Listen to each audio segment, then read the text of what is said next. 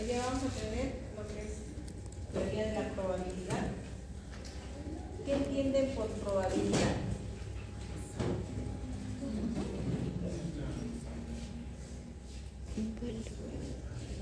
¿Qué es la probabilidad?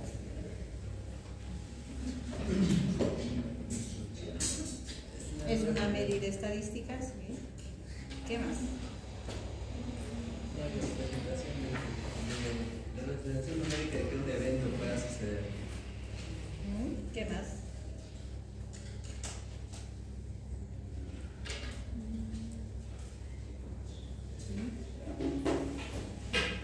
La probabilidad es una medida estadística y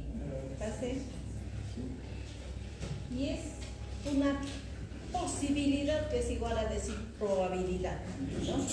De que pueda darse un evento, ya sea un evento A o un evento B. Si lo llevamos a la práctica, y el uso de esta probabilidad es bastante común en los hogares, en el trabajo.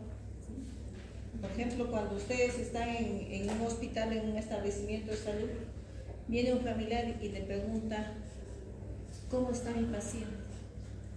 ¿Cómo va a salir? ¿Ustedes qué dicen? Pero no nunca reservado. ¿Por qué? Porque es malo, porque se puede morir. Entonces, porque existe una posibilidad que se muera.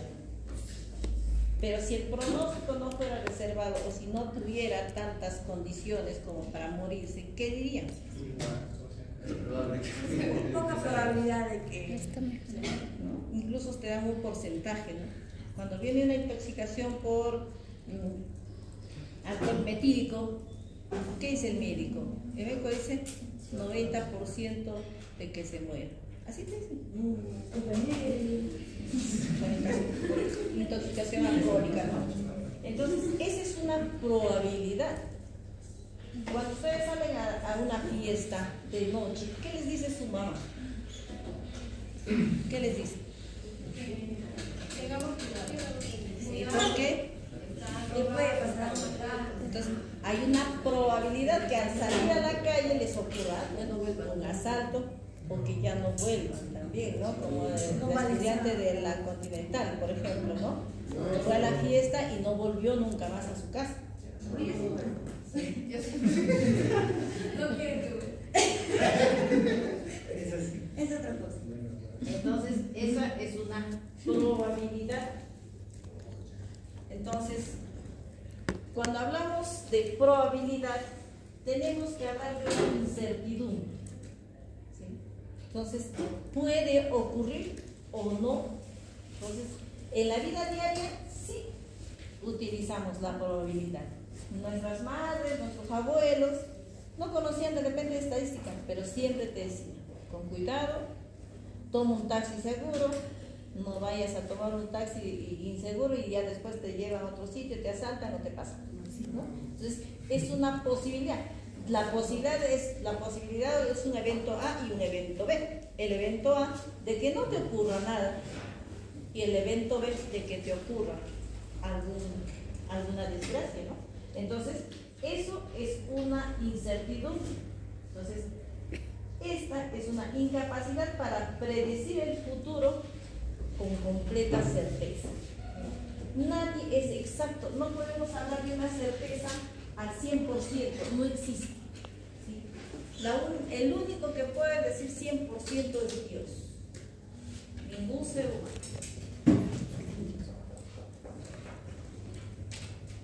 Y cuando hablamos de probabilidad, tenemos que hablar de un elemento aleatorio o un experimento aleatorio. Entonces, el experimento aleatorio es un proceso de observación donde el resultado exacto no se conoce. Si ustedes dan un tratamiento, ¿cuál es la probabilidad de curación? Y ustedes ven ahí la precisión, incluso de una prueba diagnóstica. Todas las pruebas son 100% eficaces. Entonces, ahí hablamos del teorema de Bayes, que lo vamos a ver ahora, que ustedes van a utilizar bastante, incluso comparan sus pruebas de hipótesis. Entonces, decimos, por ejemplo, el resultado del examen final del curso de estadística, ¿cuál será? ¿Qué posibilidades hay del resultado? O sea, ¿cuáles pueden ser los resultados? Aprobar o desaprobar. Los dos eventos, ¿no? O aprueban o desaprueban. Pero vamos a aprobar. Eso lo veremos. Segundo acá, el lanzamiento de una moneda. ¿Cuántos eventos puede ocurrir? Entonces,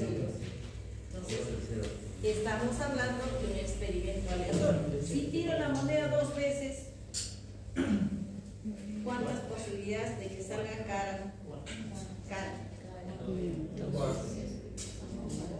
Si son 2 monedas, 2. Sello 2.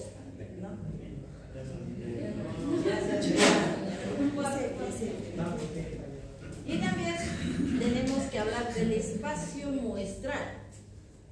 Entonces, este espacio muestral es el conjunto de todos los resultados posibles en un experimento aleatorio. Si yo hablo de tirar una moneda, tengo 2 posibles resultados. Cara o sello. Ese es el espacio muestral. El resultado de un examen de estadística, ¿qué va a ser? El espacio muestral será aprobar o desaprobar. Ese es el espacio muestral.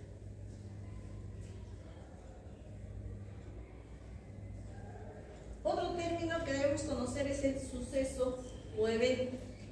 Entonces, cada resultado del experimento tiene una combinación de resultados y se le conoce como suceso o evento, y es un subconjunto del espacio muestral que se representa con letras mayúsculas.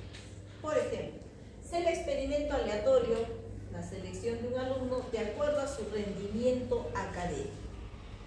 ¿Cuáles pueden ser? Entonces, el espacio muestral será el resultado de sobresaliente, bueno, regular o mal.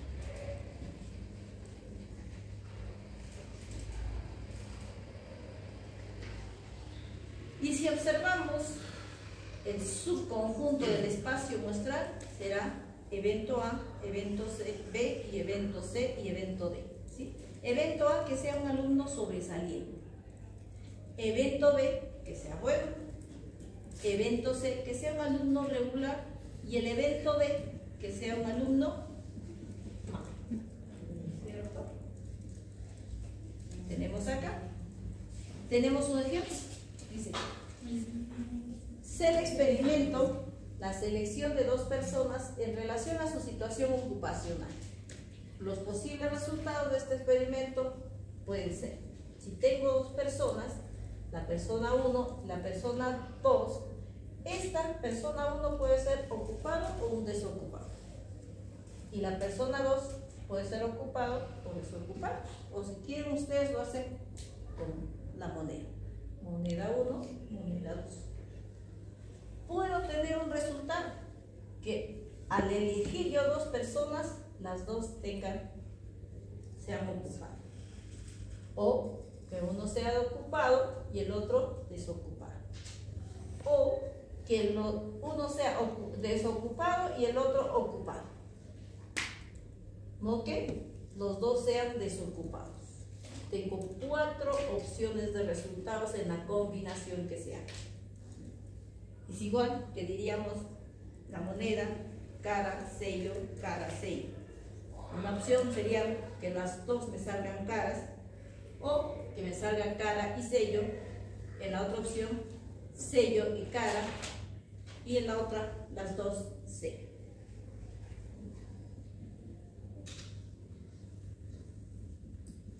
Entonces, el espacio muestral será los 2 ocupados, un ocupado, un desocupado, desocupado, ocupado, o los 2 desocupados. En este caso, tendríamos como sucesos a una combinación de resultados, ¿no?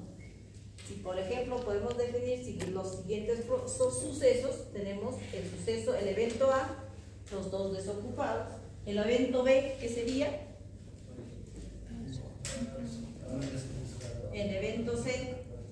desocupado, ocupado, y en el evento D, los dos desocupados.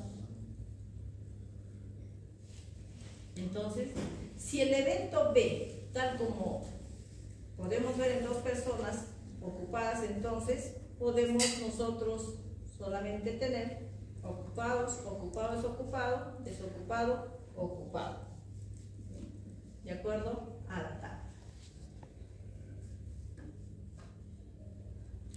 El evento C, si sale la primera persona seleccionada, esta puede ser ocupado, ocupado, ocupado, desocupado. Tenemos también una definición como evento seguro o suceso universal.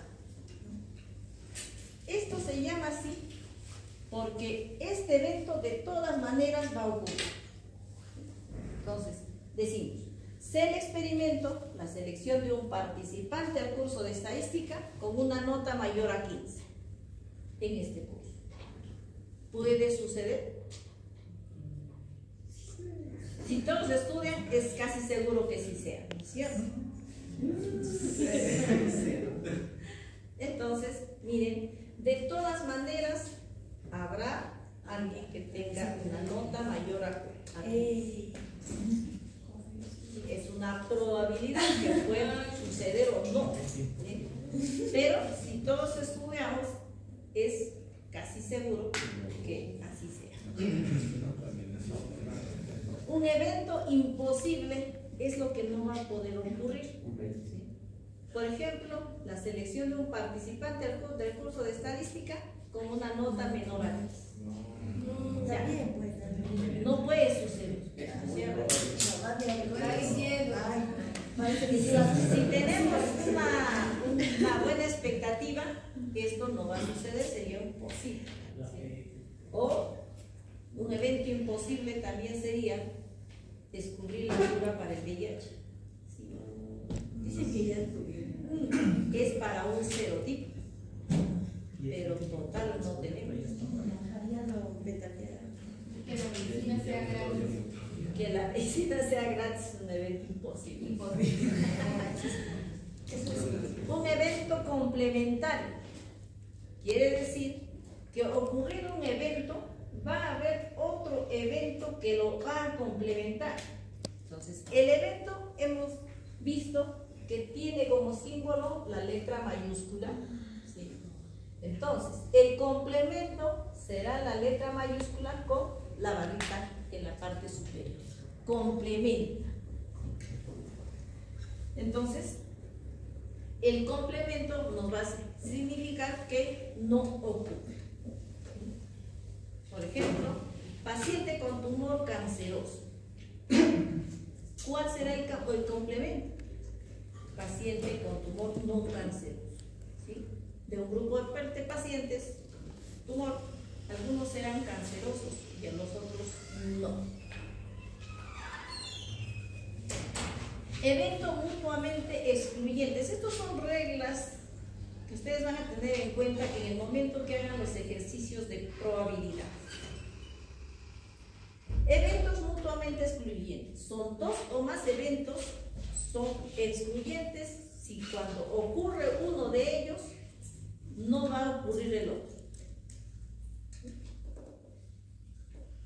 Por ejemplo, si hacemos un experimento aleatorio y decimos la selección de un profesor de la universidad del centro según categoría, y el espacio muestral será que el docente sea principal, asociado, auxiliar o jefe de práctica. Entonces, ¿cuáles son los eventos? Evento A, que sea principal; evento B, asociado; evento C, auxiliar; evento D, jefe de práctica. Si un docente es principal, ¿puede ser también auxiliar? Entonces es mutuamente excluyente. No puede tener las dos categorías.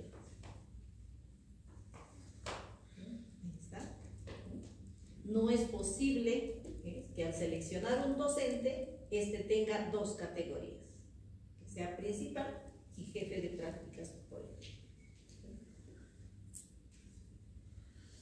Los eventos independientes, sean dos eventos independientes, si ambos no tienen ninguna relación entre sí. Es decir, si la ocurrencia de uno de ellos no influye en la ocurrencia del otro. Pueden darse los dos. Por ejemplo, si el primer alumno aprueba el examen de estadística, el segundo alumno también puede aprobar el examen. Y el tercero puede desaprobar.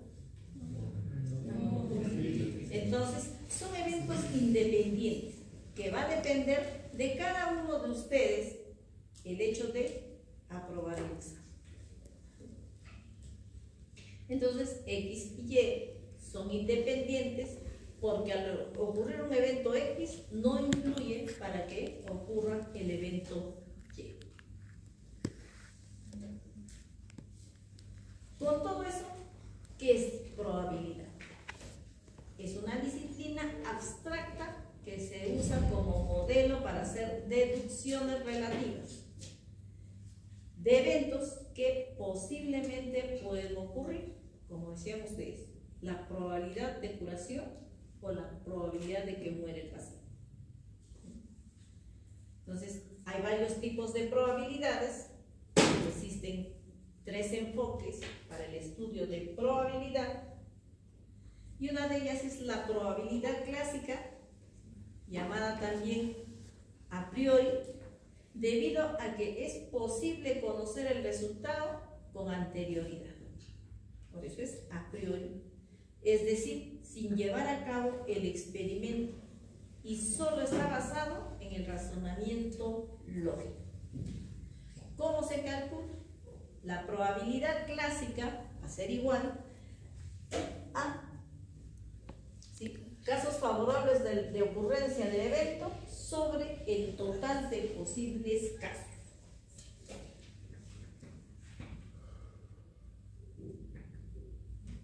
Por ejemplo, si pedimos hallar la probabilidad de obtener cara en el lanzamiento de una moneda, ¿cómo haríamos? Solamente tenemos 2 resultados. Al lanzar la moneda yo tengo 2 posibles resultados.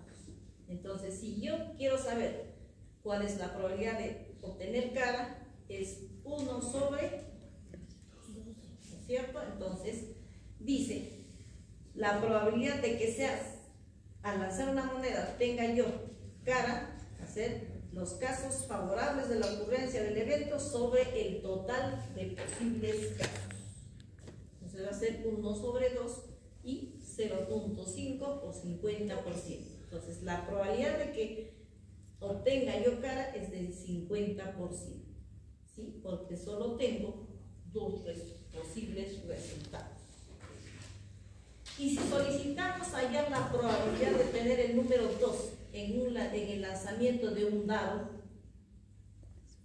vemos que el espacio muestral será las caras del dado, las caras, y qué números están en cada lado. ¿Cuántas caras tiene el dado? El dado 6, ¿no es cierto? Entonces, desde el 1 hasta el 6. Si quiero obtener el número 2, o sea, la probabilidad de que al lanzar un dado tenga yo el número 2, va a ser 1 sobre 6, porque solamente existe un lado con el número 2, sobre los 6 lados que tiene el dado. Entonces, esa probabilidad va a ser del 17%. Entonces, la probabilidad clásica se utiliza para experimentos simples, que casi nosotros no las utilizamos en medicina. ¿Sí? Entonces, que lancen 5 monedas y cuántas caras salen, eso, por ejemplo, no va a venir en el examen. Es muy sencillo. Y tenemos la probabilidad de frecuencias relativas. Esta probabilidad se basa en la repetición de la ocurrencia de un evento al realizar una cantidad de pruebas o experimentos. O sea, ¿cuántas veces hacemos el experimento? Y la fórmula es la probabilidad de que ocurra un evento A a ser igual al número de veces que ocurrió el evento A sobre el número total de veces que se repitió el evento.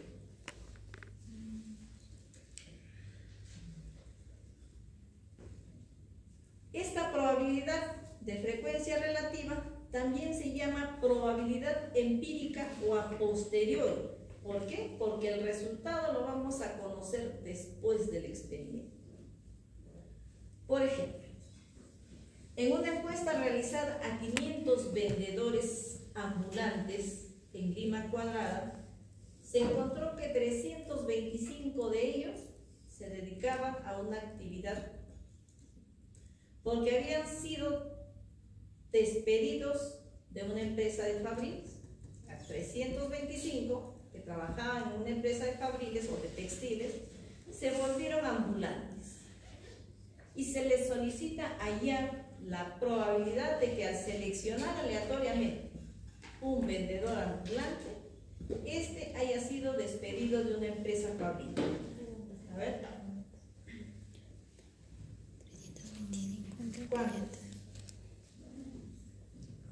¿Cuántas veces tendría que ocurrir el experimento?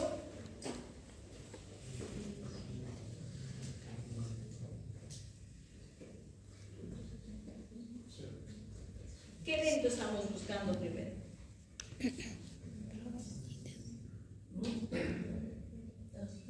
Que sea ambulante y que haya sido despedido de una empresa de fabricación, ¿no es cierto?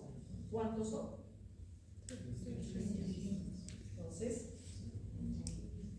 ¿y cuántas veces se tendrá que repetir el experimento?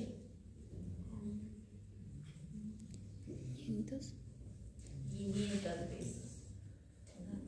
Entonces,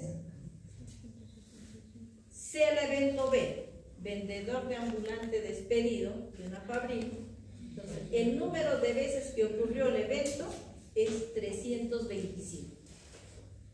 El número total de las veces que se repite el experimento son 500, porque dice nuestra muestra es 500. Entonces, ¿cuál es la probabilidad de que yo encuentre? Dice, ¿cuál es la probabilidad de que al seleccionar aleatoriamente un ambulante, este sea despedido de una empresa de fábrica? Entonces, 325 sobre 500 va a ser igual a 0.65. Por 100, el 65% de probabilidad tengo esa oportunidad de que encuentre un vendedor ambulante y que haya sido despedido de una empresa de fábrica. ¿Sí? Luego tenemos la probabilidad subjetiva. Entonces, la probabilidad subjetiva está asignada bajo un criterio personal. Entonces, está basado en cualquier tipo de evidencia disponible y nos dice las probabilidades subjetivas se asignan a eventos que pueden suceder solamente una vez o muy pocas veces. Entonces, por ejemplo, tenemos la probabilidad de que el hombre llegue a la luna en los próximos 20 años y la vida. Entonces, o la probabilidad de que se encuentre cura para el SIDA en los próximos 5 años. ¿Sí? Porque si tuviéramos la cura, no tendríamos el incremento de casos. Está en experimento, están investigando, pero hasta ahora no. Entonces, se hacen con eventos raros que solamente pueden suceder una vez o muy pocas veces. Y hay ciertos axiomas de probabilidad, y estos axiomas son los que generalmente vienen en los exámenes de e-salud y de ASPEFA. Primero nos dice que la probabilidad de un evento cualquiera es siempre positivo.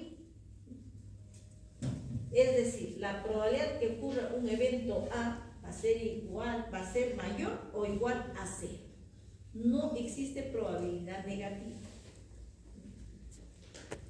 Segunda acción, la probabilidad de un evento cierto o seguro es la probabilidad del espacio muestral que equivale a la unidad.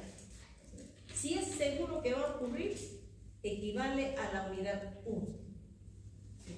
Y si ustedes quieren porcentualizar, es 100. No hay más. 120, 200, no. Es de 0 a 1. No hay negativo. Eso tiene que quedarse bien claro. Tercera acción, que la probabilidad de un evento toma valores entre 0 y 1. No hay más. Entonces, en probabilidades, los valores van a ser de 0 a 1. La probabilidad de un evento nulo o imposible es 0. Si en algún problema dice el evento es nulo, es 0. El evento A y el complemento del evento A son mutuamente excluyentes. Por eso es complemento. No se dan los dos simultáneamente. Entonces, nos dice que la probabilidad de A unión A complemento va a ser igual a la probabilidad del evento A más la probabilidad del evento A complemento, y eso va a ser igual a 1. Entonces, la suma del evento A más su complemento es igual a 1.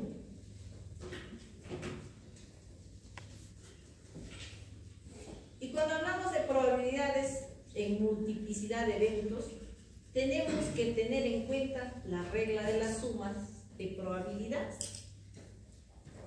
Esta regla de las sumas de probabilidades se usa cuando se desea averiguar la probabilidad de ocurrencia de uno u otro evento si estos eventos son A y B y son mutuamente excluyentes. La probabilidad de ocurrencia de A o de B va a ser igual a la probabilidad de A unión B, va a ser igual a la probabilidad del evento A más la probabilidad del evento B. Entonces, el axioma puede leerse o puede ponerse en la forma.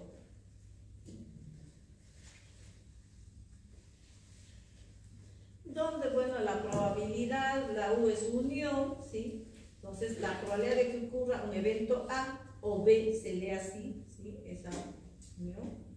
La probabilidad de un evento A y la probabilidad de un evento B. ¿Cuánto suma? 1. ¿Sí? La probabilidad de un evento A más la probabilidad de un evento B es igual a 1. Por ejemplo, ¿sí? De 200 niños examinados por una enfermera, se encontró que 80 padecían de desnutrición leve, 50 padecían de desnutrición crónica y 70 normales. Si de los niños examinados se selecciona uno al azar, ¿cuál es la probabilidad de que padezca desnutrición leve o desnutrición crónica? Tenemos ahí evento A, niños con desnutrición leve, que son 80, niños con desnutrición crónica, que son 50, niños con nutrición normal, 70. Primero vemos, ¿son complementos o son excluyentes? ¿No? Excluyentes. Entonces, ¿cuál es la probabilidad de que padezcan de desnutrición leve o desnutrición crónica? 65%. A ver. ¿Sí? Entonces, los eventos son mutuamente excluyentes. Entonces, la probabilidad de A más la probabilidad de B. Entonces, la probabilidad de A va a ser igual a 80 sobre 200 y la probabilidad de B 50 sobre 200. Entonces, la probabilidad de A unión B va a ser igual al 65%. Si los eventos no son mutuamente excluyentes, la probabilidad de ocurrencia de A o de B va a ser igual a la probabilidad de A más la probabilidad de B menos la probabilidad de A intersección B, donde la probabilidad de A unión B es la probabilidad de que el evento A o B ocurra, y la probabilidad de A intersección B, la probabilidad de que ocurra simultáneamente los eventos A y B. Entonces, cuando es unión decimos O, cuando es intersección decimos I. Entonces, si dice O, ya saben ustedes, y si dice I, es intersección. Por ejemplo, de 100 pacientes examinados, 20 padecían de artritis, 32 padecían de gastritis, 8 tenían ambos males, y nos pide hallar la probabilidad de seleccionar un paciente que padezca de artritis o gastritis. Tenemos el evento A, 20 pacientes que sufren de artritis, evento B, 32 que sufren de gastritis, y A intersección artritis o gastritis, 8. Entonces, ¿sí? ¿Cuál es la probabilidad de que al seleccionar un paciente, este padezca de gastritis o artritis?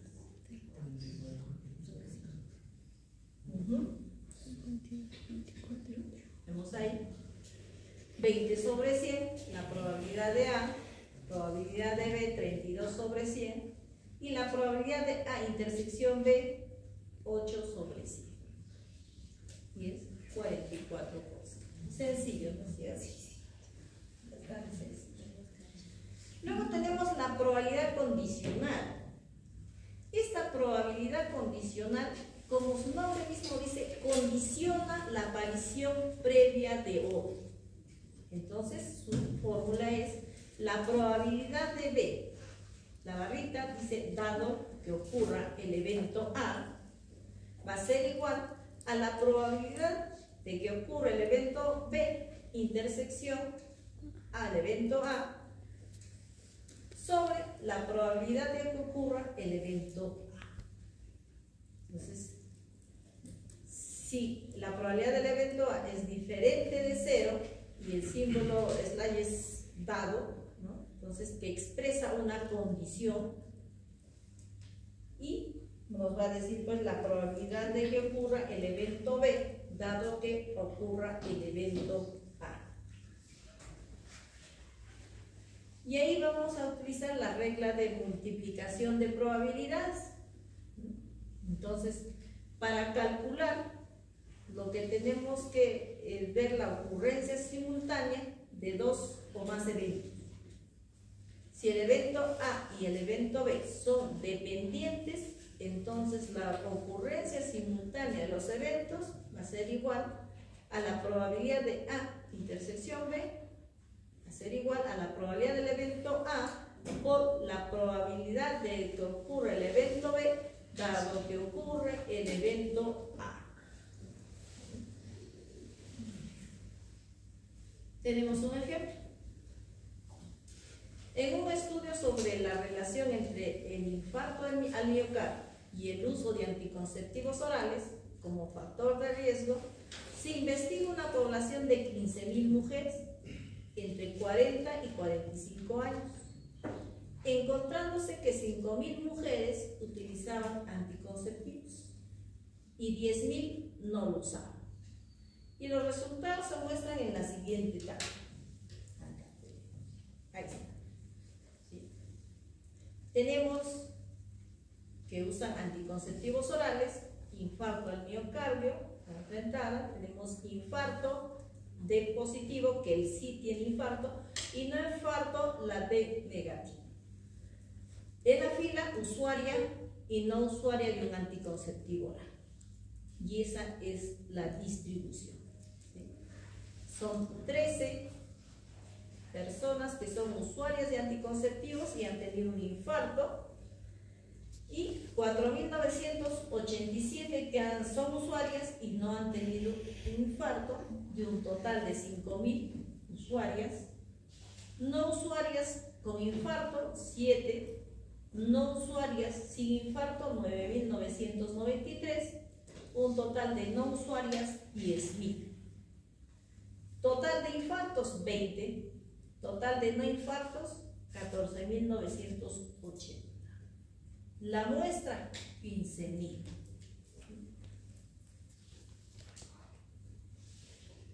Entonces, preguntamos cuál es la probabilidad de tener un infarto al miocardio.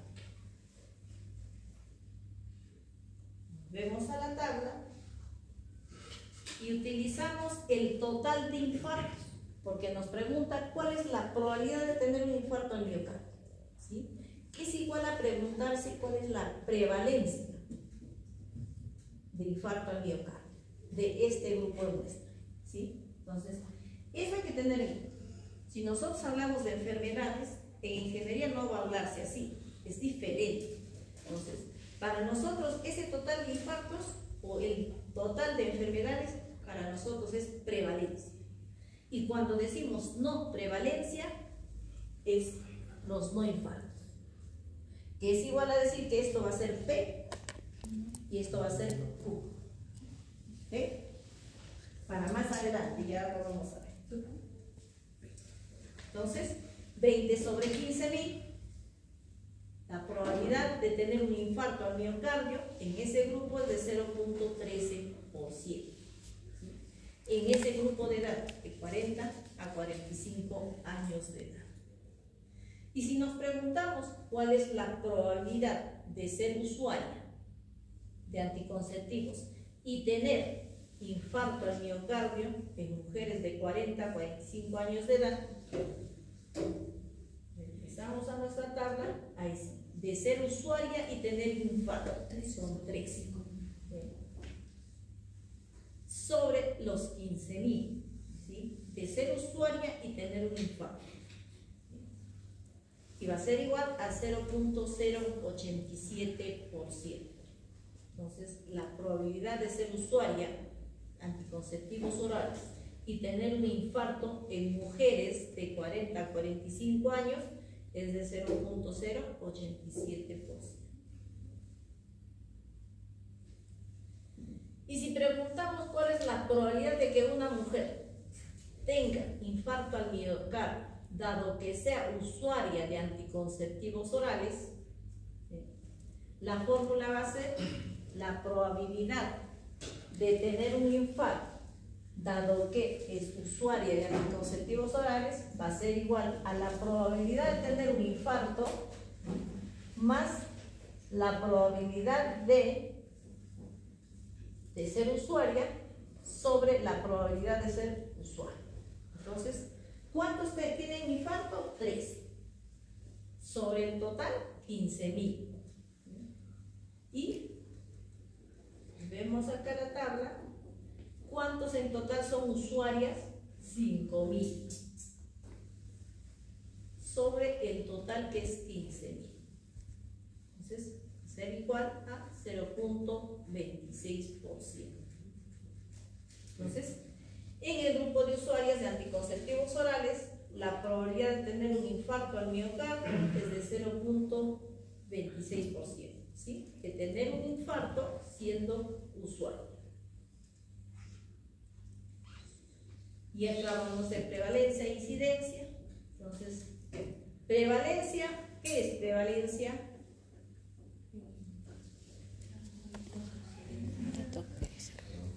¿Qué es prevalencia?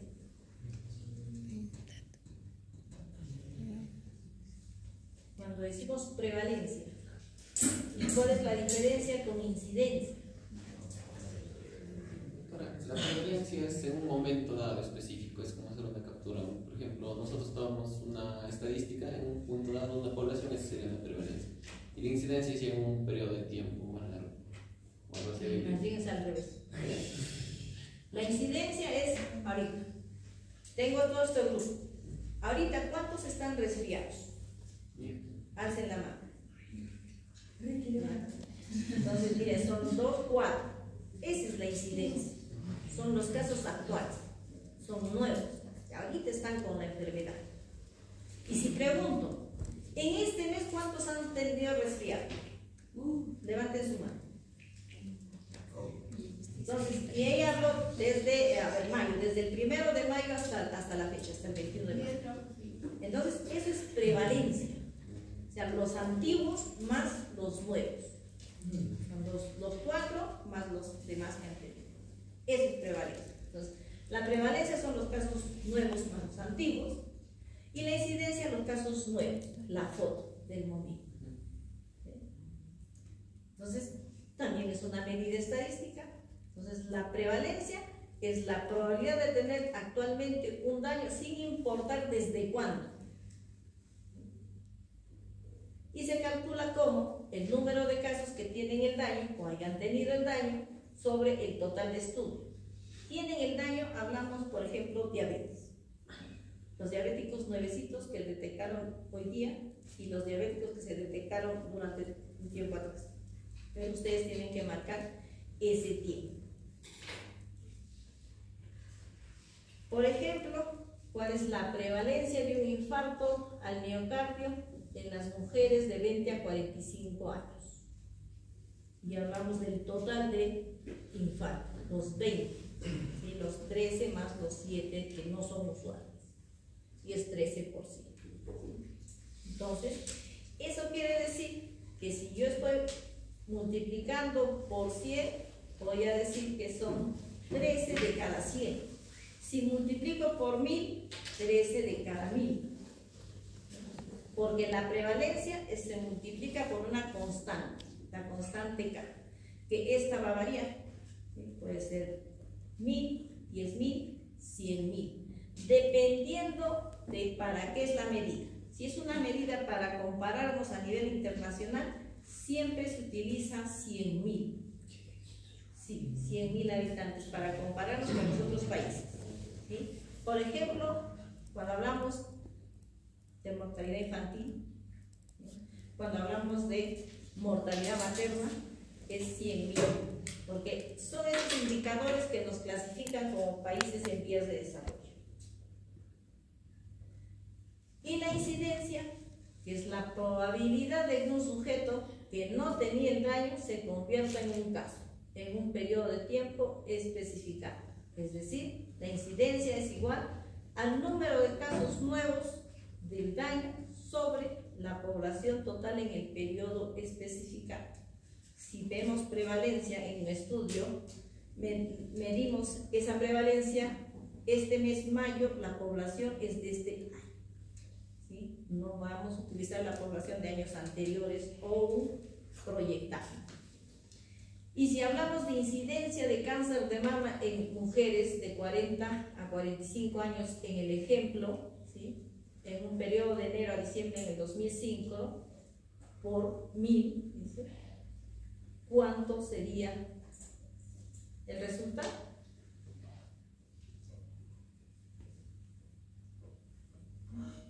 Casi similar a lo que es prevalencia, porque no tenemos un periodo de tiempo. Cuando nosotros la incidencia la acumulamos y decimos, no viene el título solamente incidencia, sino incidencia acumulada, ¿sí? Tasa de incidencia acumulada, las famosas TIRs. Entonces podemos acumular esa incidencia desde enero a la fecha, o de enero a diciembre de un periodo de tiempo, ¿sí? Que si vemos de otra manera, también sería ya prevalencia, ¿no? Pero como queremos trabajar el año actual, le conocemos como tasa de incidencia acumulada. ¿Ya?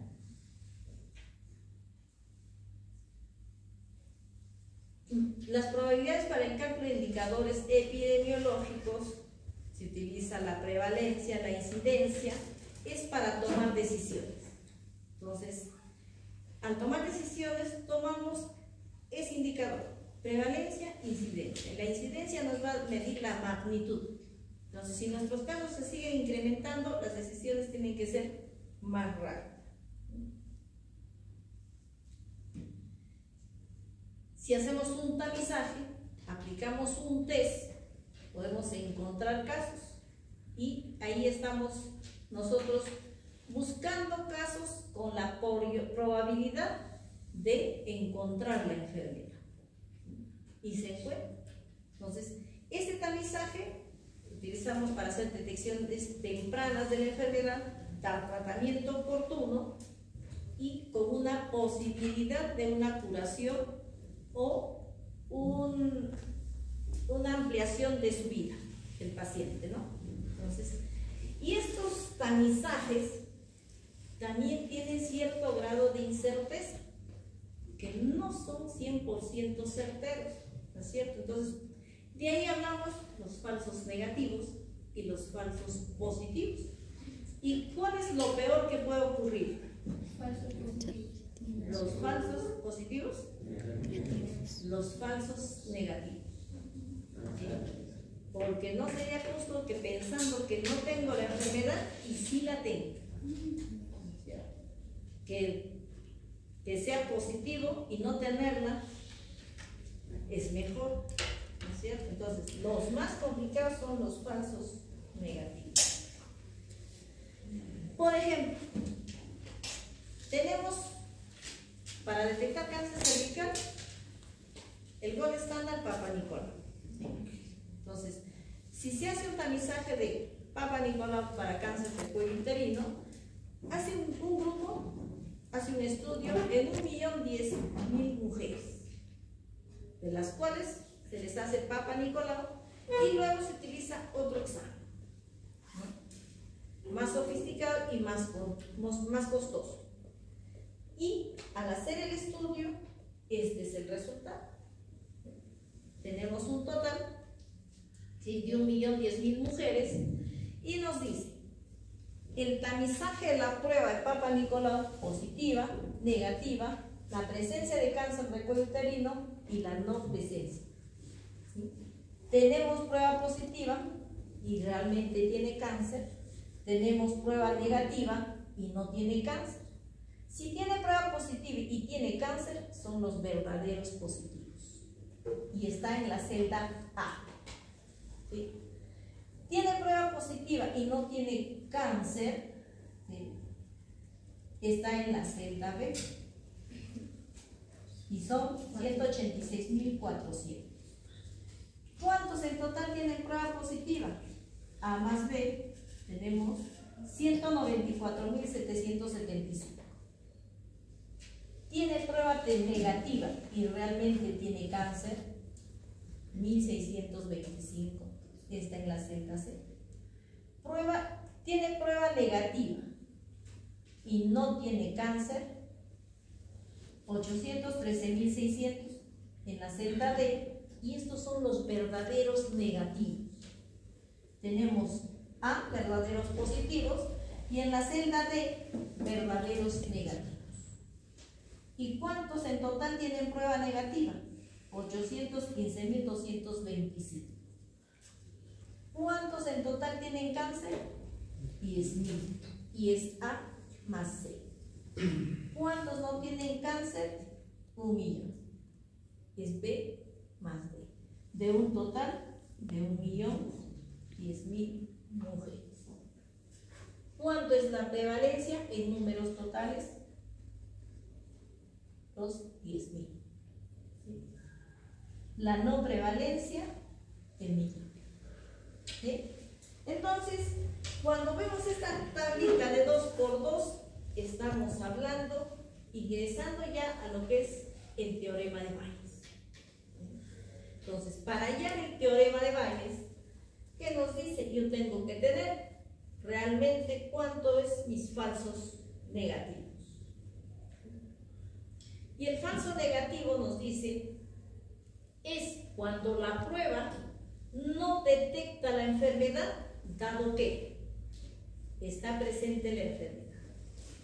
Entonces, la fórmula es la probabilidad de tener una prueba negativa, dado que tiene la enfermedad, va a ser igual a la probabilidad de tener la prueba negativa y tener la enfermedad sobre la probabilidad de tener la enfermedad. Y esto se va a resumir a esta C. C, ¿sí?, no tiene la enfermedad, sobre A más C. Entonces, si reemplazamos en nuestra celda C, tenemos 1.625 que va a ser igual a 0.1625 o 16.25%. La interpretación sería la probabilidad de un falso negativo es de 16.25%. Entonces estamos viendo el cálculo y el análisis. Si nosotros agarramos una tabla Excel, esto nos va a salir rapidito, pero el análisis no. Luego vemos la sensibilidad de la prueba. Entonces, cuando vemos la sensibilidad de la prueba, nos dice, la prueba es sensible cuando detecta la enfermedad, dado que está presente esta. Entonces, la probabilidad de que el test salga positivo, dado que está la enfermedad, va a ser igual a la probabilidad de tener un test positivo y tener la enfermedad sobre la probabilidad de tener la enfermedad. Si reemplazamos, ¿sí?, por la tablita, va a ser A sobre A más C. Entonces, 8.375 sobre los 10.000. La sensibilidad de la prueba es de 83.75. Entonces, sobre el total de mujeres con cáncer cervical, ¿sí?, de las muestras que fueron analizadas en el laboratorio, el Papa Nicolau identificó al 83.75% de los casos. Es decir, el Papa Nicolau mostró una sensibilidad de 83.75%. Esa es la sensibilidad de la prueba. Luego vemos el falso positivo. Entonces, el falso positivo es cuando detecta la enfermedad y no la tiene, ¿sí? No tiene la enfermedad. Entonces, la probabilidad de tener una prueba positiva, dado que no está presente la enfermedad, va a ser igual a la probabilidad de tener la prueba positiva y no tener la enfermedad sobre la probabilidad de no tener la enfermedad. Y esto va a ser igual a la celda B sobre la celda B más D. Y reemplazamos y tenemos los 186.400 sobre el millón. Entonces, el resultado es de 18.64%. La probabilidad de un falso positivo es de 18.64. Y lo más importante, la especificidad de la prueba. La especificidad de la prueba nos dice que es la probabilidad de que el resultado sea negativo, dado que la enfermedad está ausente. Y cuando queramos ver si un reactivo o una prueba diagnóstica es buena, miramos la especificidad, ¿sí? Si realmente el negativo es negativo. Y va a ser la probabilidad de tener una prueba negativa, dado que no tiene la enfermedad, va a ser igual a la probabilidad de tener el test negativo y no tener la enfermedad sobre la probabilidad de no tener la enfermedad. El simple en la tabla, D sobre B más D. Reemplazamos 813.600 sobre el millón. Y va a ser igual a 81.36%. Entonces, sobre un total de 1 millón de mujeres sin cáncer cervical, de las muestras analizadas, se identificó al 81.36% de verdaderos casos negativos. O sea, la especificidad de la prueba es de 81.36%. Cuando preguntamos especificidad de la prueba, ¿ustedes qué dirán? Que la prueba es negativa dado que no hay la enfermedad. Así de simple vienen los exámenes. ¿Sí? Eso viene. Si ustedes ven los exámenes, eso es lo que viene. Simplemente saber qué es especificidad, así que ni se asombre mucho. Entonces, este examen que viene, cuando ustedes ingresen, tienen que ganar a la Conti y a la UPLA de ley.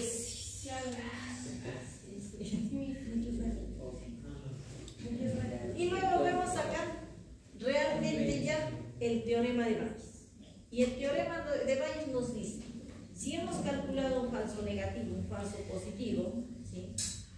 La especificidad de la prueba, entonces calculemos la precisión de la prueba.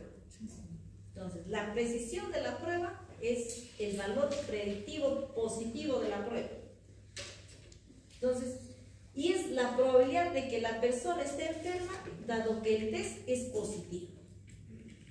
Entonces, es una prueba bastante importante y nos va a decir que la probabilidad de tener la enfermedad dado que tengo la prueba positiva es al revés, como preguntábamos hace unos momentos, ¿sí? Va a ser igual a la probabilidad de tener la enfermedad por la probabilidad de tener una prueba positiva dado que tengo la enfermedad sobre la probabilidad de tener la enfermedad por la probabilidad de tener un test positivo dado que está la enfermedad más la probabilidad de no tener la enfermedad por la probabilidad de tener un test positivo dado que no está presente la enfermedad. Complicado, ¿cierto? Vaya, se está buscando. Doctorita, por favor, si no nos vamos a ver la luz porque llega muy fuerte la doctora. Y todo eso se duele. Igual, Depende de ustedes.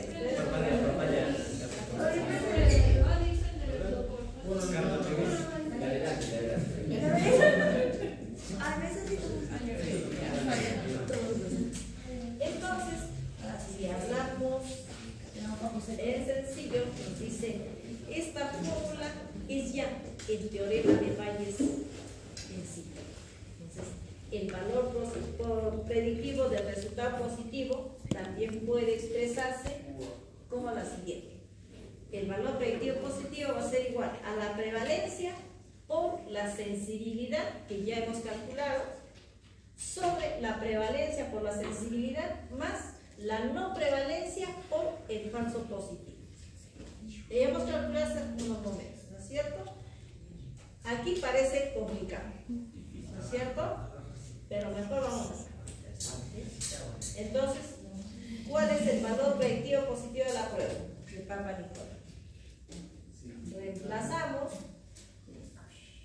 la prevalencia, hallamos la prevalencia de la enfermedad, ¿sí? 0.001. La no prevalencia es 1 menos la prevalencia, o sea, 1 menos 0.001. Y va a ser igual a 0.999, con 3 décimos. La sensibilidad, ya la hemos calculado, era 0.8375. Falso positivo, también hemos calculado 0.1864 y reemplazamos. Entonces, el valor predictivo de la prueba es 4.3. O sea, por cada 1000 resultados positivos en la prueba de Papa Nicolau, solamente 43 representan verdaderos casos de cáncer cervical.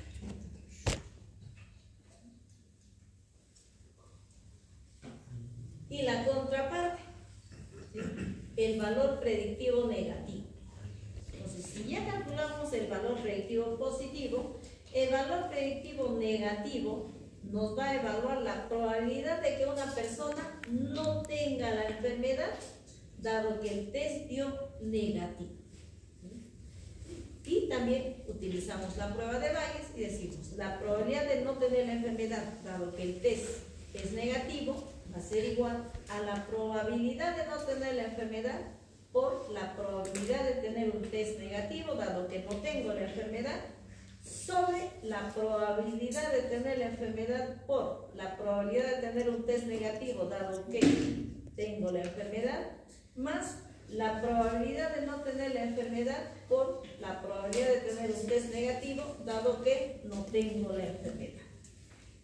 Parece complicado, pero simplificado. Entonces, el valor predictivo negativo va a ser igual a la no prevalencia por la especificidad, que también ya hemos calculado, sobre la prevalencia por el falso negativo más la no prevalencia por la especificidad. Entonces, ¿cuál es el valor predictivo negativo de la prueba de Papa Nicolau? La prevalencia no varía, 0.01. La no prevalencia 0.991, el falso negativo 0.1625, la especificidad 0.8136, ¿sí? Reemplazamos y nos va a decir que el valor predictivo negativo es de 99.8. Entonces, por cada 1000 mujeres con resultados negativos, el Papa Nicolau nos va a decir que 998 no tienen cáncer cervical y que es bueno, ¿no es cierto? Y es por eso que se utiliza el Papa Nicolau.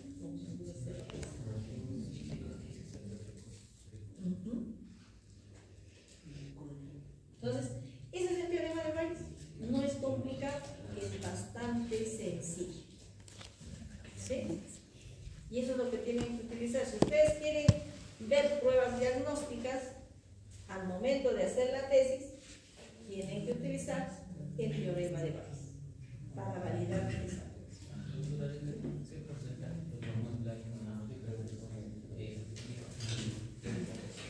Por esto, por su valor predictivo negativo.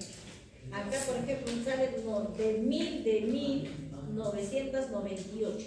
O sea, todos son más fallos. Y es bajísimo. En realidad, si te dicen eres negativo, tienes que estar tranquilo. Más un poco negativo. Claro.